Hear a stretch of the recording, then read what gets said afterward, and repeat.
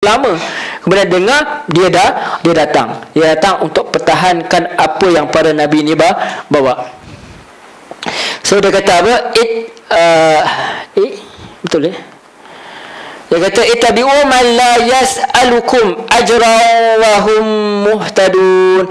Ikutilah orang yang tak minta upah, yang tak minta bayaran, dan mereka adalah orang yang mendapat petunjuk. Ada juga orang yang guna dalil ni sebagai mengata orang-orang mengajar agama tak boleh terima upah. So kenapa tuan-tuan bayar ni? Sebab saya bukan nabi. Ni nabi. Satu. Okey, kemudian sebenarnya ini bukanlah dalil yang mengatakan bahawa dia tak boleh terima upah. Dr. Yusuf Qaradawi pun buat satu buku yang dah menceritakan ini. Bahkan Ibnu Katsir juga mengatakan bahawa ada juga hadis yang mengatakan bahawa yang paling layak untuk menerima upah itu adalah orang yang membawa Al-Quran kan. Jadi kita sesuai dengan zaman lah. Sesuai dengan zaman. Sama juga dulu Nabi Muhammad juga tak terima upah sebagai pemimpin negara. So pemimpin negara pun tak boleh terima upah betulnya. Tapi mereka ada gaji. Okey, jadi tak apa. Itu benda yang kata sentiasa berubah mengikut zaman. Cuma di sini nak tegaskan bahawa mereka tak minta upah. Sebab tu Allah sendiri dalam Quran Allah tanya kepada para nabi. Allah tanya kepada Nabi Muhammad, kenapa mereka tak terima kau? Adakah sebab kau meletakkan upah yang tinggi? Upah. Kalaulah Nabi buat kata okey nak datang ceramah saya RM50 2 hari, tak ada orang datang, free pun off time tak ada orang datang. Jadi menunjukkan bahawa mereka tak ada kepentingan duniawi langsung. Tidak ada langsung. Satu Allah backup pada Nabi dia. Allah kata Nabi Muhammad boleh terima zakat tak boleh terima, tapi boleh terima hadiah, boleh terima harta rampasan perang. Sebab apa? Nak bagi income lah kat Nabi. Dan Nabi sendiri bila hantar sahabat, ada sahabat yang Nabi bayar upah pun. Ada. Sebab apa? Sebab sahabat tak berduit. Dan ada yang diberi macam bila Abu Bakar bila jadi pemimpin, jadi khalifah, dia buat kain lepas dia lantik tu.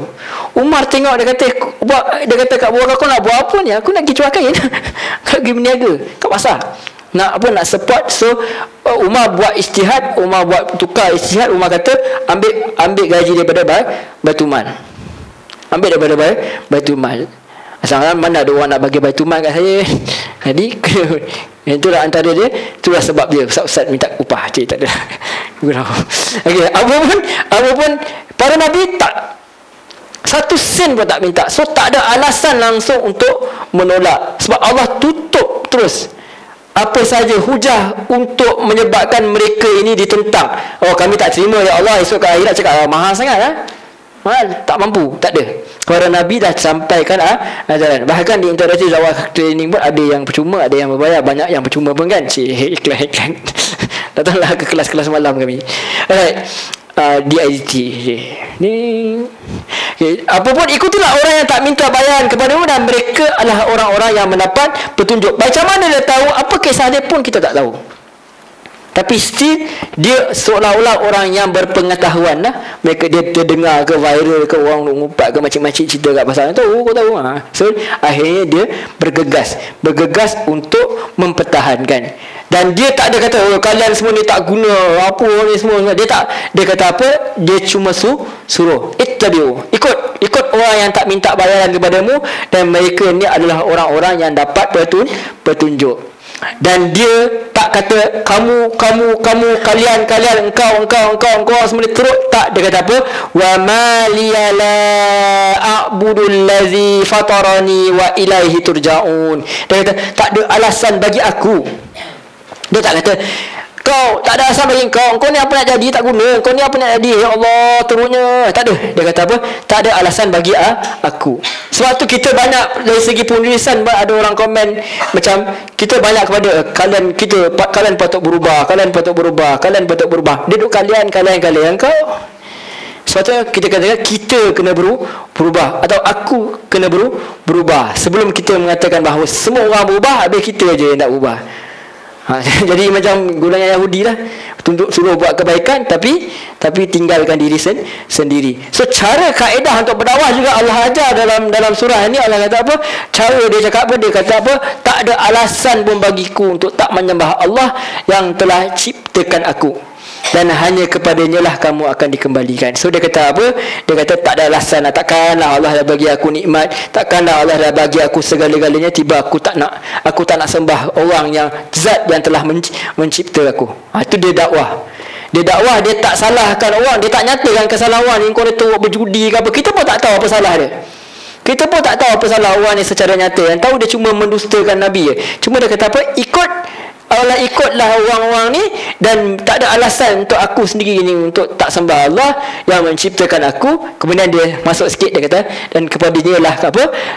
Kepadanya lah kamu akan dikembalikan. Maksudnya kamu sembah Allah ke kamu tak sembah Allah, apa-apa pun aku sembah Allah, tapi kalau tak sembah Allah, tapi siapa pun tetap akan kembali menuju Allah SWT. Itu bahasa yang dia buat, bahasa yang lembut, satu bahasa yang penuh hikmah, berkiaslah. Dia tak straight direct to the point. Sebab kita nak straight direct to the point ni bila kita dah dapat pegang jiwa orang tu. Kadang-kadang kita nak cepat sangat. Macam kalau orang tanya saya, boleh tak kita baca Yasin malam Jumaat? Takkanlah saya cakap semua hadis. Semua tak boleh. Saya akan mencederakan atau melukakan hati ramai orang. Sebab ramai orang nak buat benda ni. Jadi apa yang saya boleh buat ialah orang dah baca, jadi saya ajar orang supaya faham. Itu lebih baik. Itu lebih baik daripada kita terus menyekat sehingga orang pun jadi bergaduh, orang pun tak nak terima, tak nak dengar pun. Not even macam diam lah, kau ni memang usah benda ni, buat baik pun tak boleh. Dia macam tu. Walaupun akhirnya sebenarnya ada kebaikan daripada perkara itu yang nak disampaikan, tapi kebaikan tu hilang begitu sahaja, umpama berdebu. Jadi cara nak kita sampaikan itu pun target audience kena pegang jiwa dulu lah. Dah geng dah bagi makan kat nasi lemak ke apa semua, okey lah kan. Bagi tiap-tiap minggu datang, sebulan sekali ke 2 bulan sekali bagi nasi lemak, bagi nasi ayam, bagi lemak sikit bagi dia sayang kat kita, insyaAllah baru kita boleh pegang dia. Yang itu yang kita nak. Orang yang menyampaikan dakwah, dia sepatutnya boleh didekati. Ini kita bagi Assalamualaikum dia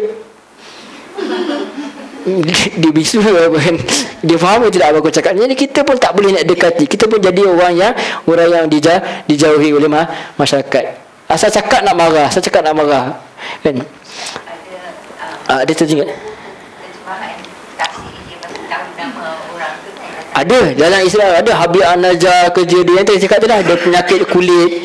Cuma Allah diamkan, dan hadis Nabi yang sahih tak ada. Bila didiamkan, para ulama macam Mutawalli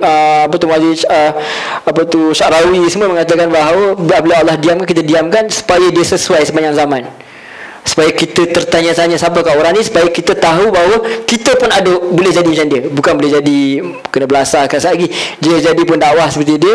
Dan kita juga orang biasa juga, bukan orang biasa juga ada berhak untuk masuk syurga lah, maknanya berdakwah.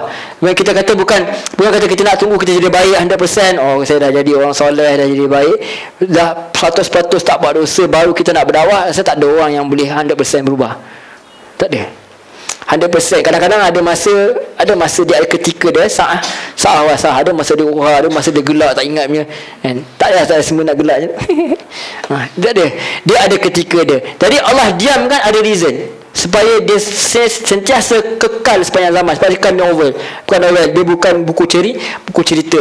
So Allah diam kan.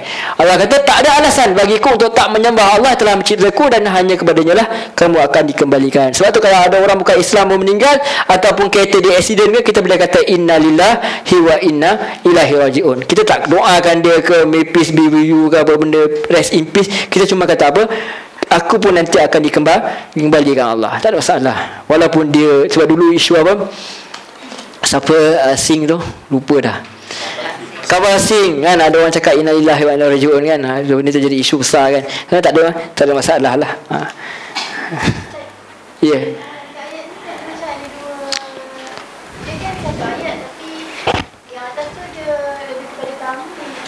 Diri dia sendiri. Selalu banyak teknik bila orang berdakwah. Contohnya kita katakan, ada budak tu kan nakal betul dalam kelas tu ada seorang dia, ataupun ada 2 orang. Seorang tu memang kita kenal sebagai malaikat yang berjalan di muka bumi Allah. Yang seorang ni kita tahu memang bakal dajjal. So agak-agak ada orang tahu tak siapa yang tengah cikgu tu maksudkan. Tahu dah. Dia cikgu ni saya cakap pasal aku. Macam ada orang lain tak ada. Tak ada kata dia kot, tak. Dia jadi cara teknik penggunaan di sini kata tak ada alasan untuk aku. So maknanya sebelum kalian sembah, aku sembah dah. Aku buat dulu. Orang kata apa, dia apa, perbuatan itu satu benda itu dijuntuhi dengan amalan dia, dengan perbuatan dia. Apa bahasa Inggeris lupa dah. Tak ingat dah. Supaya kita buat dia, kita dicontohi dengan amalan kita. So bila dicontohi dengan amalan kita, dia pun cakap aku, tapi sebenarnya last kali dia cakap kepada Allah lah kamu akan dikembalikan. Sebenarnya nak cakap, sepatutnya engkau sembahlah Allah SWT mangkuk kan. Sebenarnya sepatutnya tu kalau saya, tapi dia tak, dia cakap dengan lembut. Aku sepatutnya, takkanlah aku tak nak sembah Allah SWT, takkanlah aku tak pergi masjid ni, aku lupa nak pergi masjid ni. Sebenarnya cakap kat orang main gitar tu, jom lah pergi masjid lah dia, tapi tak nak, tak kena hempuk orang gitar tu. So kita kata saya nak pergi masjid ni. Orang boleh kan sekali kan nak pergi lah. Kita semua akan dikembalikan oleh Allah juga satu hari nanti. So dia akan tahu, Muhammad ni sebenarnya tengah cakap pasal aku. Dia tahu, orang akan tahu teknik-teknik yang dia guna. Bukanlah semestinya kita gunakan teknik ni, tapi teknik ni pernah digunakan pakai, dan ada masih lagi orang guna teknik-teknik ni. So apa maksud fatara ni? Menciptakan. Bila kata tadi saya ada terangkan tadi, bila maksud fatara maksudnya dia mencipta pertama kali. Dia bukan khalaqa je. Khalaqa boleh masuk cipta juga, tapi khalaqa juga, kita juga boleh mencipta. Kita mencipta tapi kita tidak memiliki satu benda, sekadar mencipta lah. Ataupun kita memiliki, kita tak mencipta. Saya ada handphone, saya tak cipta handphone saya. Tapi Allah, dia mencipta dan dia memiliki, dan dia cipta tanpa perlukan bahan mentah. Manusia cipta sekarang ada dulu ada apa, kambing nama Dolly apa tak silap. Dah kan, kalau tak silap saya. Senyap dah kan. Tak tahu tu sebenarnya mungkin dia dah cipta lalat pun. Ada orang dah cakap dia dah cipta macam-macam. Boleh, tak ada masalah. Saya tak pelik pun kalau orang cipta haiwan pun. Tapi dia still menggunakan bahan mentah yang dijadikan oleh Allah SWT. Yang saya pelik kalau dia boleh cipta from nothing tu. Yang masih macam mana Harry Potter buat. Yang tu saya pelik. Itu saya tak tahu. Allah, janganlah kita diuji dengan zaman tu. Sebab Dajjal boleh buat perkara-perkara macam tu. Dia boleh turunkan hujan semua kan. Jadi kita takut kita sampai kepada zaman itu, mudah-mudahan tidak.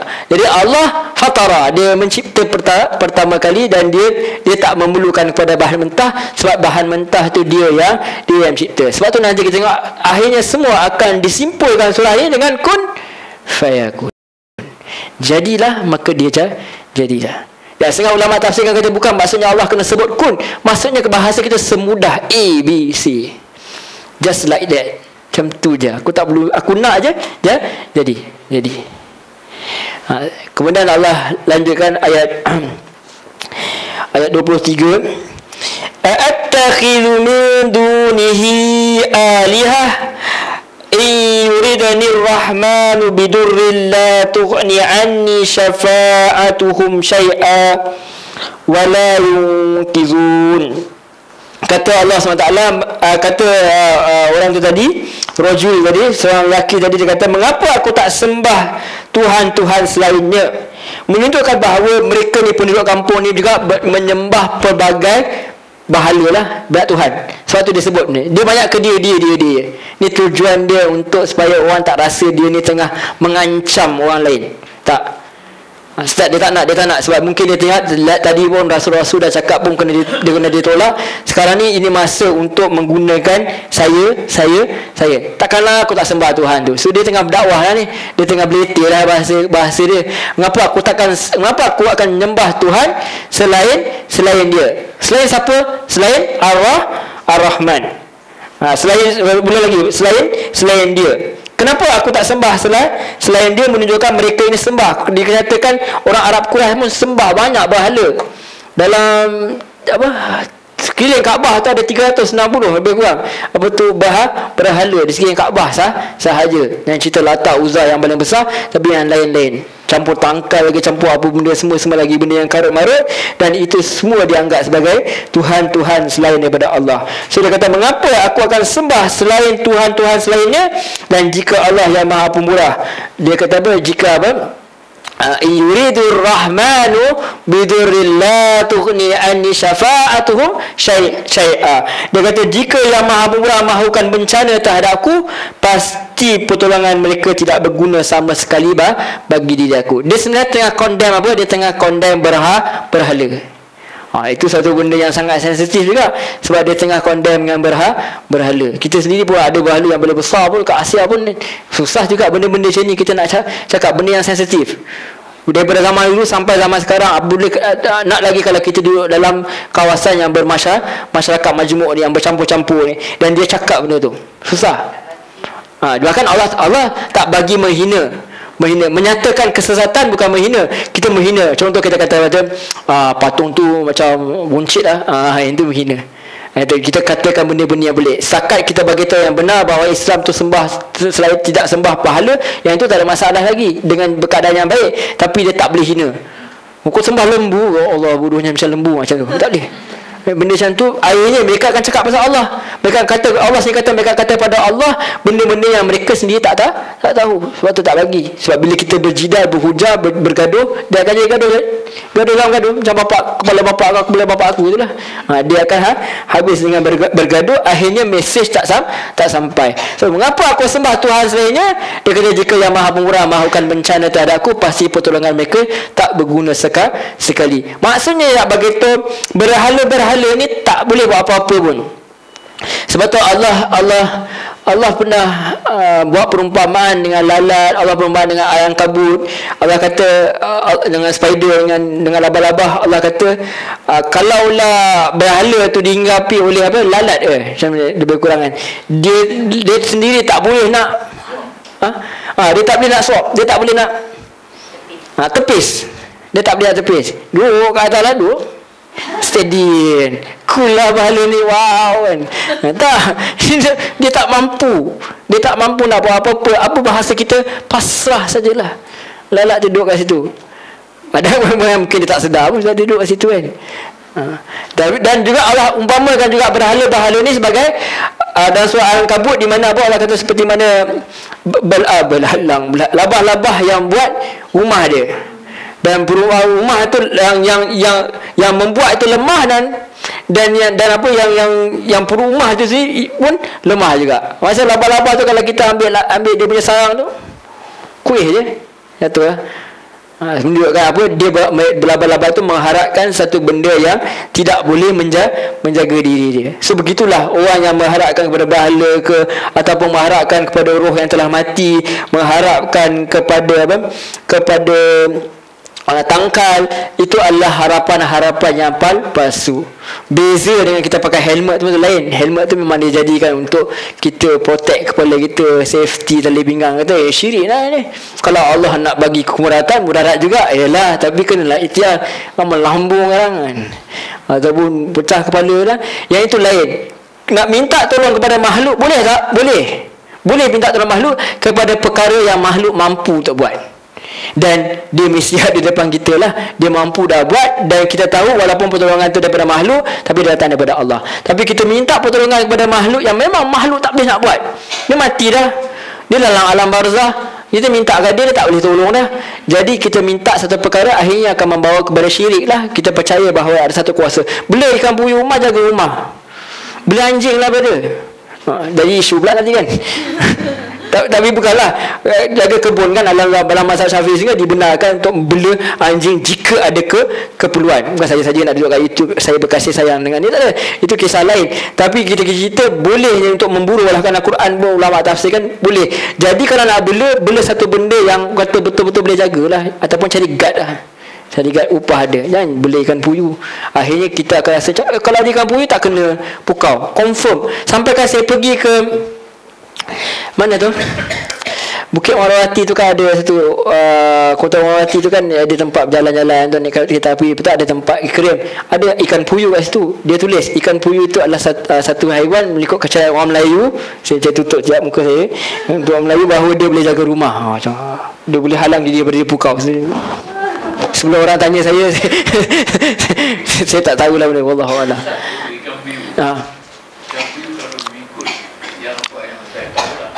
Kalau kita mulai ikan puyuh, Bismillah.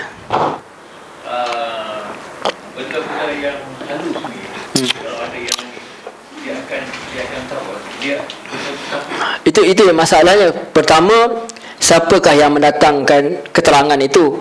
Satu, keterangan itu boleh kena datang daripada orang yang berautoriti, maksudnya pada Nabi dan para Rasul. Kedua, bila saya tanya pada orang yang mengamalkan benda ni, dia cakap Tok Bomo beritahu dia, orang yang mengamalkan ilmu pukau yang beritahu apabila mereka buat pukau tak berjaya. Itu yang saya takutkan. Akhirnya kita ambil keterangan daripada orang yang tidak diiktiraf ilmunya, pertama. Kedua, akhirnya manusia akan rasa macam ada pelindung dia selain daripada Allah SWT. Banyak lagi yang kata-kata sebabnya ikan puyuh tak tidur malam. Macam mana dia tahu ikan puyuh tak tidur malam? Baik, boleh adakah ikan goldfish tu tidur malam? Jadi itu yang kita risaukan. Akhirnya bila kebanyakan orang yang membela ikan ni, mereka jazam, mereka yakin bahawa rumah dia takkan dipukau. Itu jadi masalah. Pukau dan perkara-perkara lain. Itu yang kita risau. Okey. Banyak dia dan dia punya explanation simple saja. Kalau benda tu betul-betul berlaku, simple saja. Pertama, sebab kita doa, satu. Kedua, jin syaitan dia boleh main banyak cara untuk menyesatkan manusia.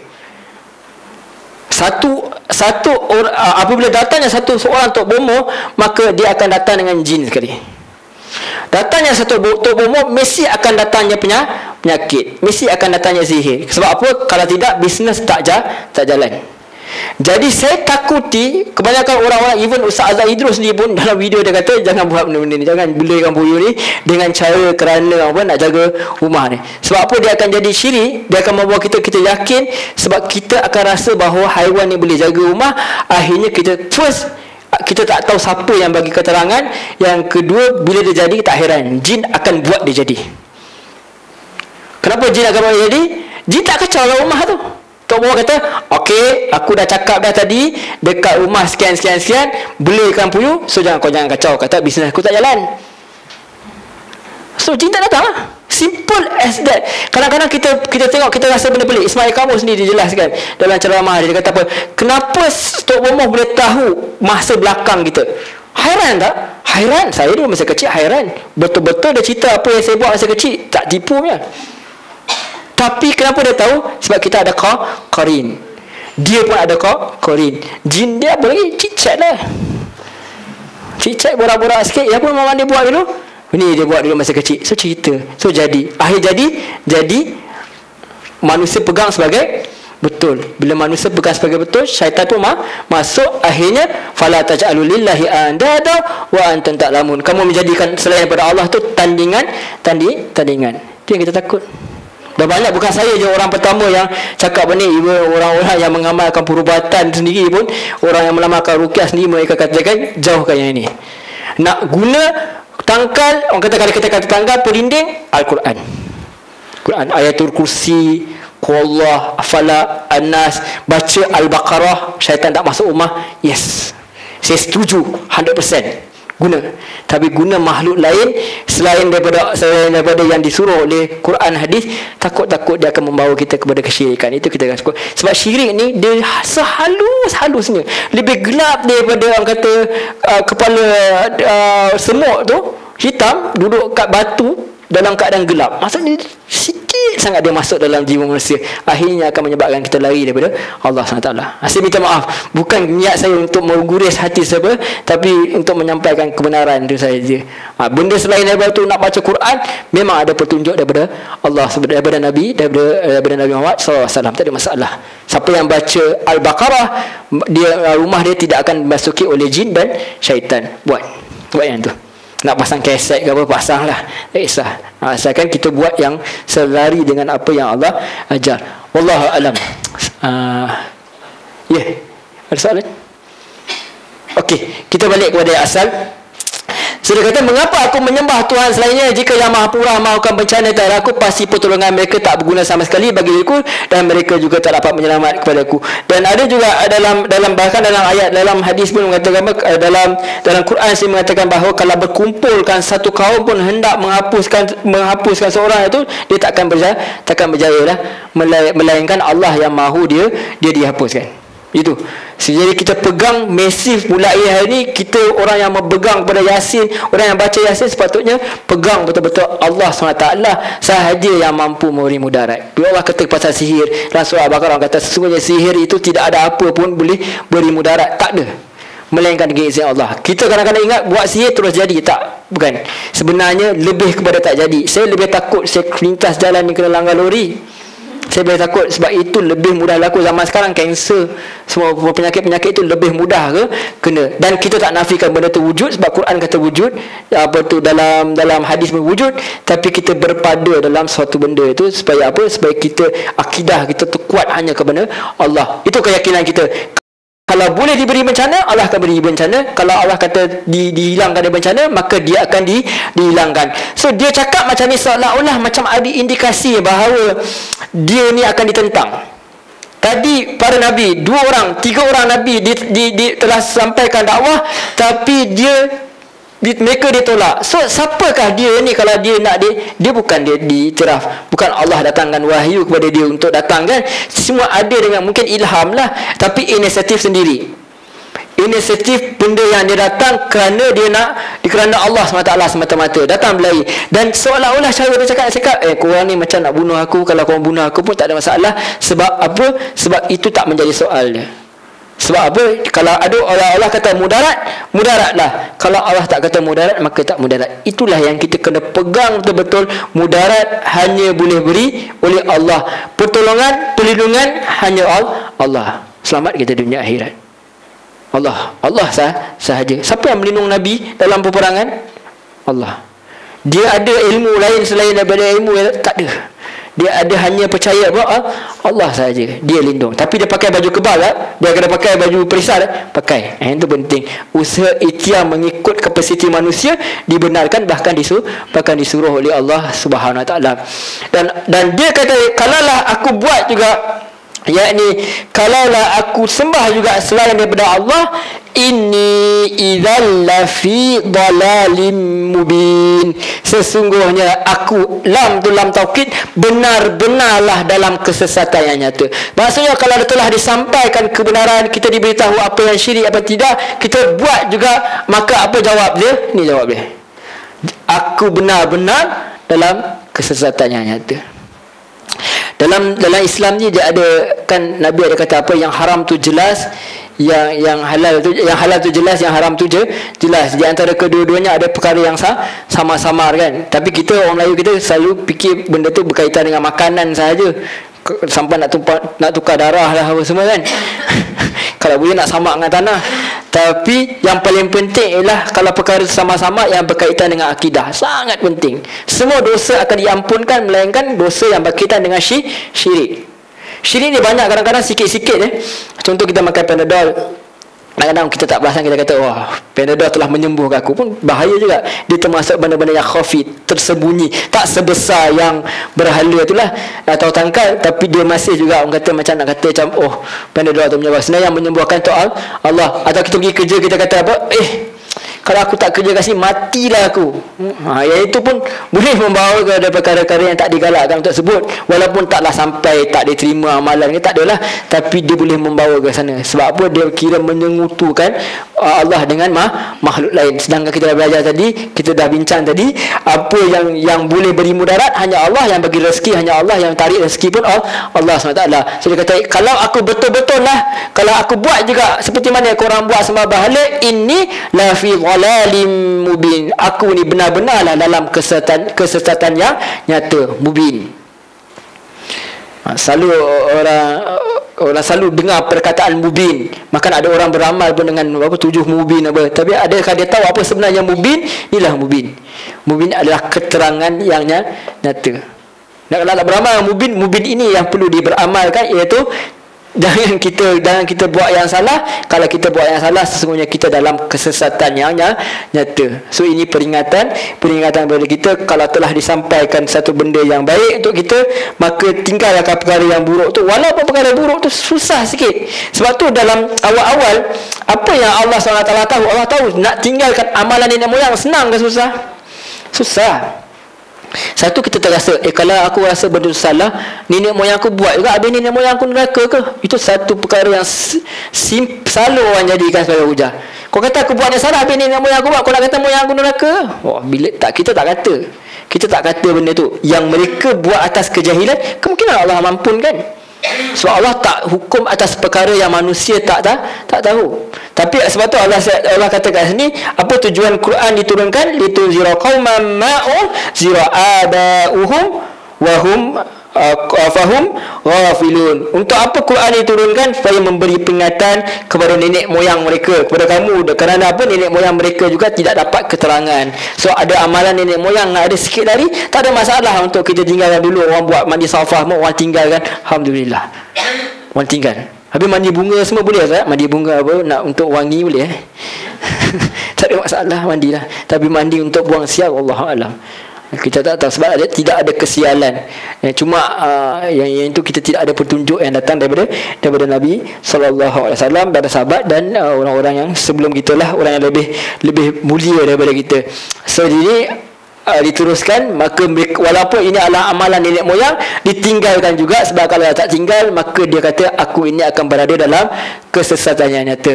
Kemudian ayat 25 Allah lanjutkan, Allah rakamkan apa yang berlaku. Dia kata inni amantu bi rabbikum fasma'un. Sesungguhnya sekarang dia bagi tahu secara direct. Tadi dia cakap macam berkias-kias, akhirnya dia kata apa? Sesungguhnya aku dah beriman. Dengan siapa? Tuhan kamu. Dulu dia kan jadi isu sama ada boleh tak guna kalimah Allah atau tidak. Tapi banyaklah perbincangan. Bukan masalah menggunakan kalimah Allah tu, masalahnya penyalahgunaan itu yang jadi bertelagah lah sebentar. Tapi nak bagi tahu, apa pun Tuhan orang Kristian siapa? Allah. Tuhan orang Hindu siapa? Allah. Semua orang sebenarnya memiliki Tuhan yang sama. Satu tu je lah Tuhannya.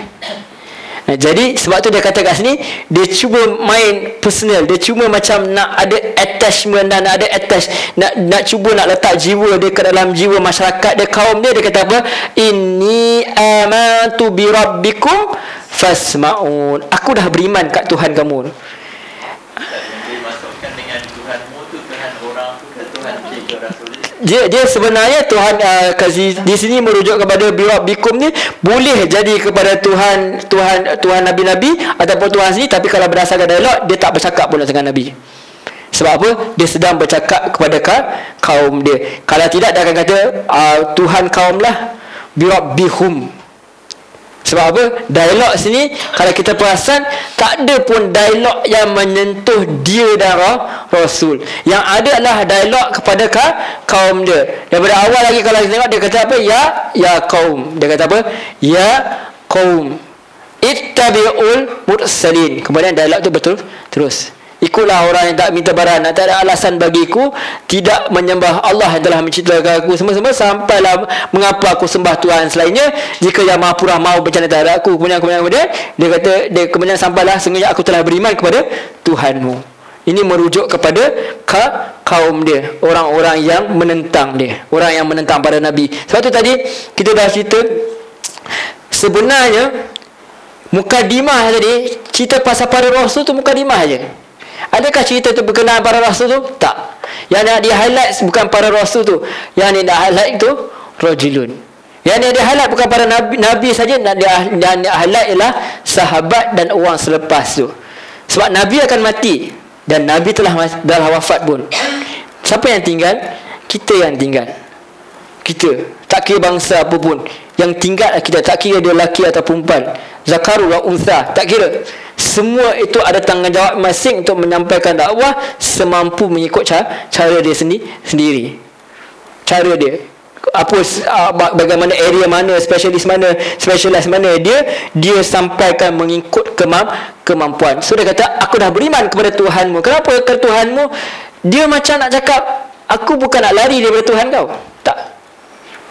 Tapi aku sembah Tuhan yang sama, cuma cara nak bagi tahu Tuhan yang mana. Tuhan kamu juga, tapi Tuhan tu kamu tak mengaku. Bukan merujuk kepada bahala macam Nabi cakap kepada orang Arab Quraisy, kita sembah pada Allah. Arab Quraisy pun kata Allah. Bahkan dia kata apabila diturunkan hujan, dia kata dia kata yang turunkan hujan itu Allah. Nabi kata kulil alhamdulillah, katakanlah alhamdulillah. Maksudnya akidah mereka tu dah ada kat sini, cuma nak betulkan sikit lagi. Di sini awalnya masyarakat kita betul dah akidah, tapi ada sikit-sikit perkara yang perlu diperbetulkan. Kewajipan kita untuk memperbetulkan, walaupun susah sedikit, tapi kita perlulah dengan hikmah minta kuatan daripada Allah, ubahlah sedikit-sikit mana yang mampu. So dia kata, sesungguhnya aku dah beriman dengan Tuhan kalian, Tuhan kamu semua, so dengar aku, fasma'un. Sebab tu apabila Allah datangkan kepada dalam surah Ali Imran, kata tak silap, cerita mengenai Nabi dan juga orang Kristian, orang Nasrani.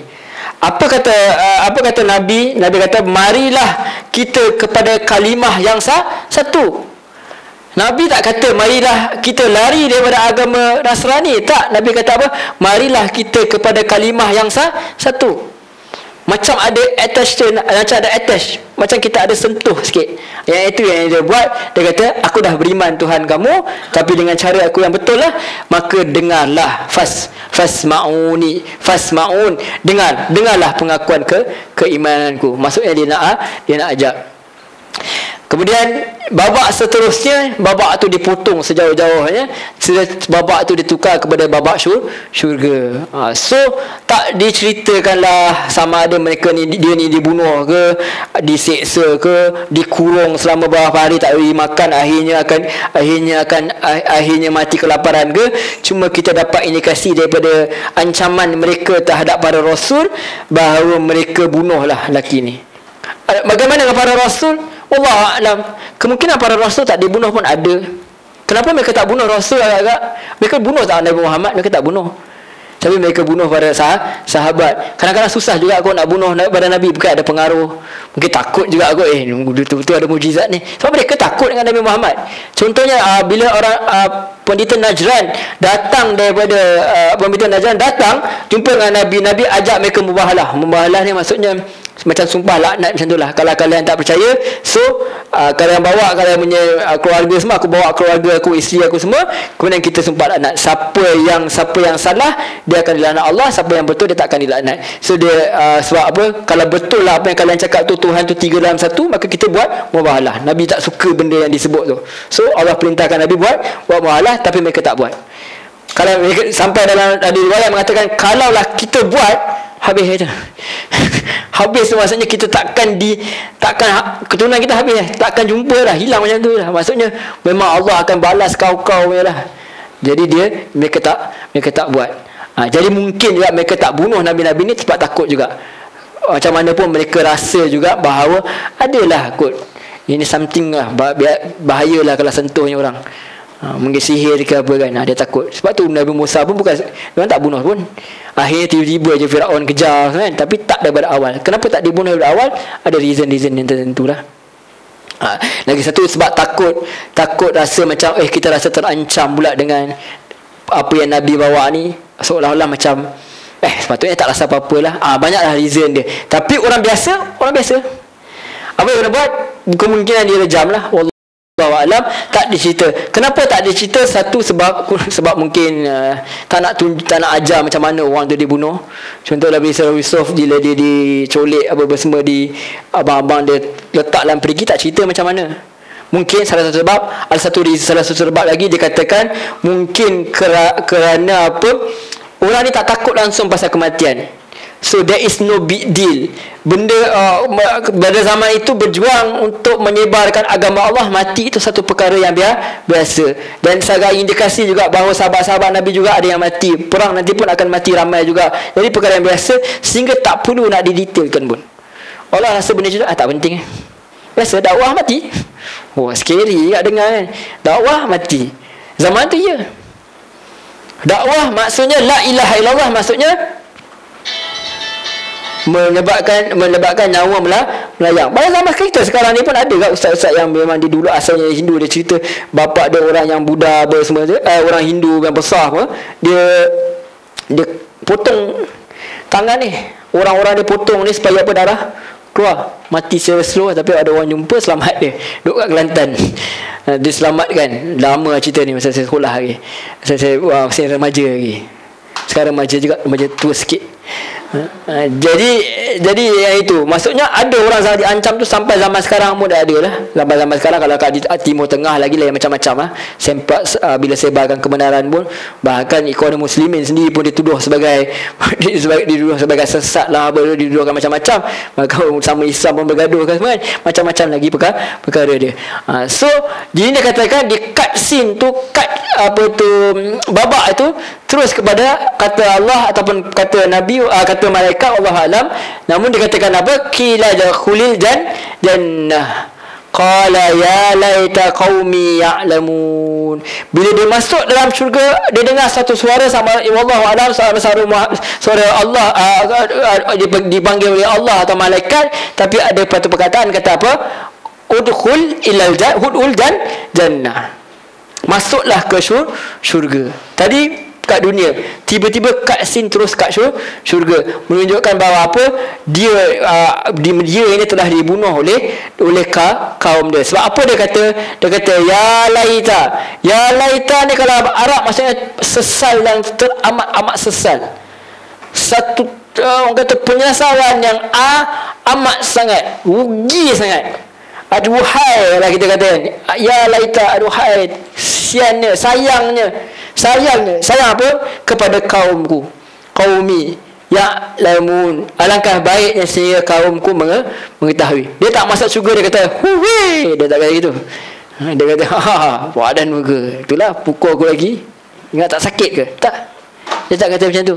Sebab sakit tu kalau ikut orang beriman, sakit tu sekejap saja. Saya kutip rahimah Allah Ta'ala, dia tulis tafsir Quran, dia fizilai Quran tu dalam penjara.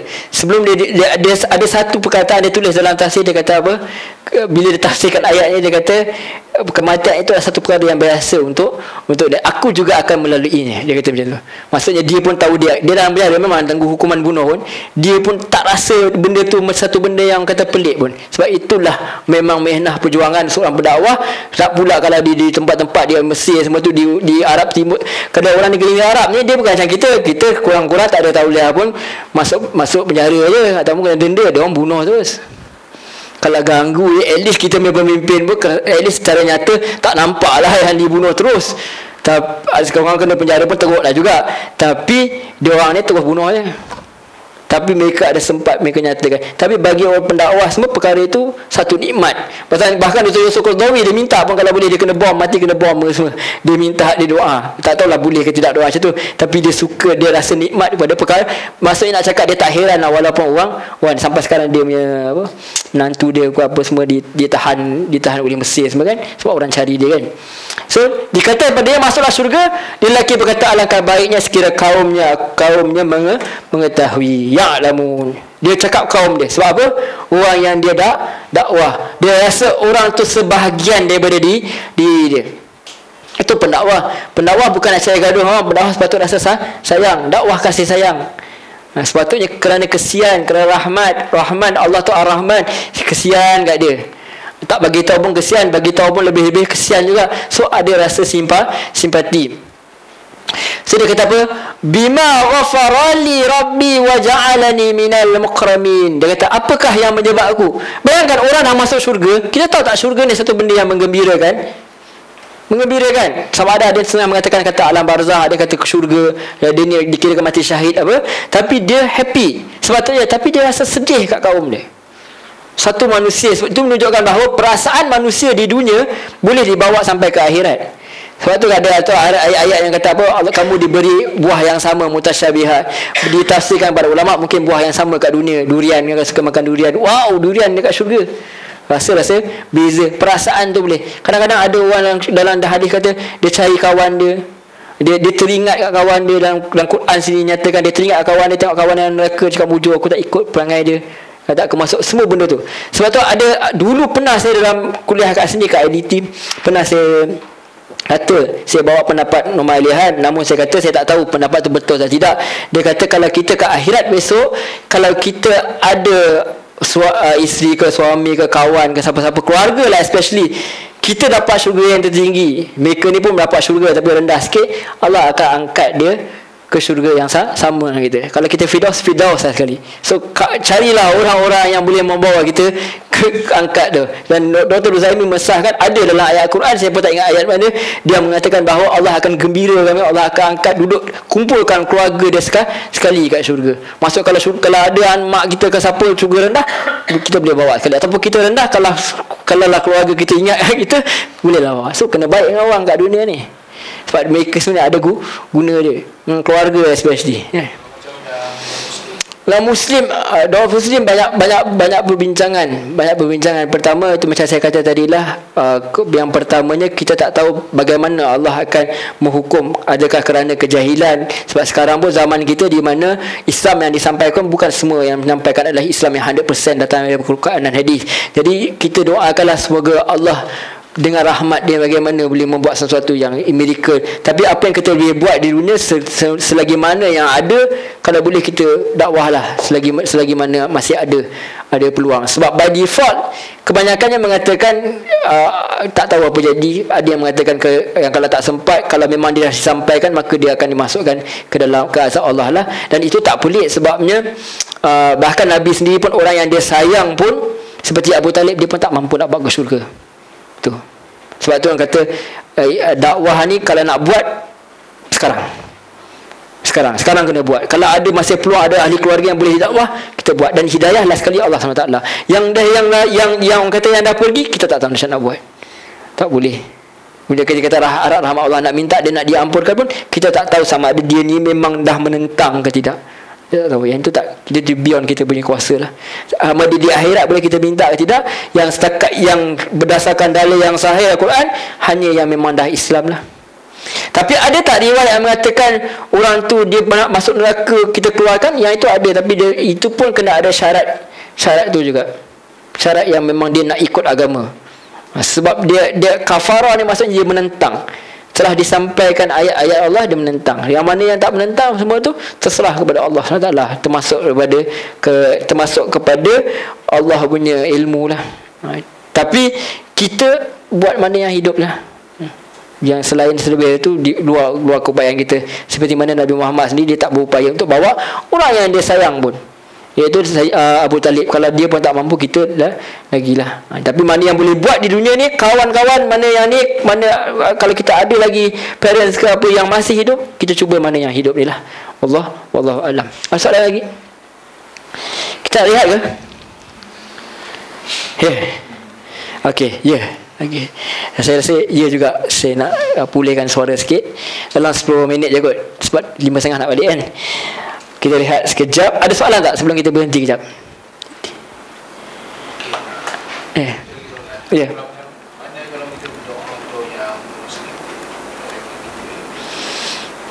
Wallahu alam, sekadar pengetahuan saya, untuk mendoakan keampunan Nabi sendiri pernah buat dan Nabi tak dibenarkan untuk kepada yang telah meninggal. Tapi yang hidup boleh tak? Hidup boleh. Yang hidup confirm boleh. Boleh.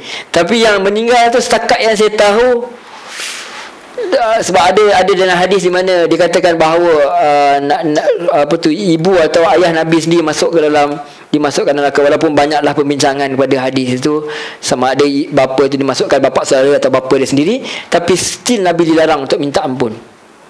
Yang tu. Wallahu alam. Itu setakat yang ilmu.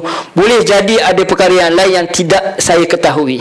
Itu wallahu alam. Tapi setakat ilmu yang saya ada, setakat ini saya mengatakan melalui petunjuk Nabi tak ada. Tapi yang hidup confirm boleh. Minta hidayah, minta dia selamat. Even minta dia selamat dalam perjalanan boleh, tak ada masalah. Tak ada masalah. Yang dipersisihkan sama yang telah mati, itu saya aja. Wallahu alam. Ada jawapan lain? Ada apa Asif boleh bantu? Ya. Boleh tak kita minta ampun kepada orang yang telah meninggal? Itu Brother Lim ada cakap macam kalau dekat masjid kan, dia selalu doa yang macam ampunkan dosa bapak kami kan. So Brother Lim cakap macam mana aku nak cakap ni? Sebab bapak rumah ni pun nak meninggalkan. So macam berdasarkan apa yang Brother Lim cakap, macam kita memang tak dibenarkan untuk doakan kepada yang meninggal as a non-muslimah. Tapi ke mana dia pergi kita tak akan tahu lah. Itu urusan Allah. Kita tak boleh accuse kata dia ni confirm neraka, tak boleh. Tapi kita sebagai orang kata usaha kita, sebab tu kalau kita tengok indikator dalam ni pun dia kata yas'a, berlari. Sebab apa? Bersegera ketika masih hidup. Kalau kita nak samakan dengan Abu Talib neraka, itu Nabi cakap dia neraka. Kalau kita dengan mak bapak, kita tak tahu lah dia betul. Sebab betul. Allah yang dia, Allah yang akan judge kita. Betul. Kita boleh mohon ya. Kalau dia non-Muslim dia tak boleh. Kalau dia bukan Islam, banyak dalil menunjukkan macam tak boleh. Sebab even gila kata alhamdulillah, seorang bukan Islam bila puji, bila dia sebut kepada alhamdulillah, kita tak kata Allah rahmatimu, tapi kita kata semoga Allah bagi kamu hidayah. Di dunia kita ada peluang, tapi begini. Pendapat yang kata boleh, saya tak boleh. Wallahu alam. Setakat ni tak jumpa lagi. Saya tak tahu, cuma kan definisi macam non-Muslim dengan definisi kafir berbeza kan? Okey, itu dari segi politik kita cuba bezakan. Tapi daripada segi maksud bahasa Arab, bila kafara dia maksudnya menentang. Apabila menentang maksudnya dia tak terima. Tentang maksudnya bila kita tak buat, kita tentang lah. Bukan semestinya ada fizikal. Tentang maksudnya apabila kita tak buat, kita kafara. Tak, maksudnya ada saudara kita yang masih berislam.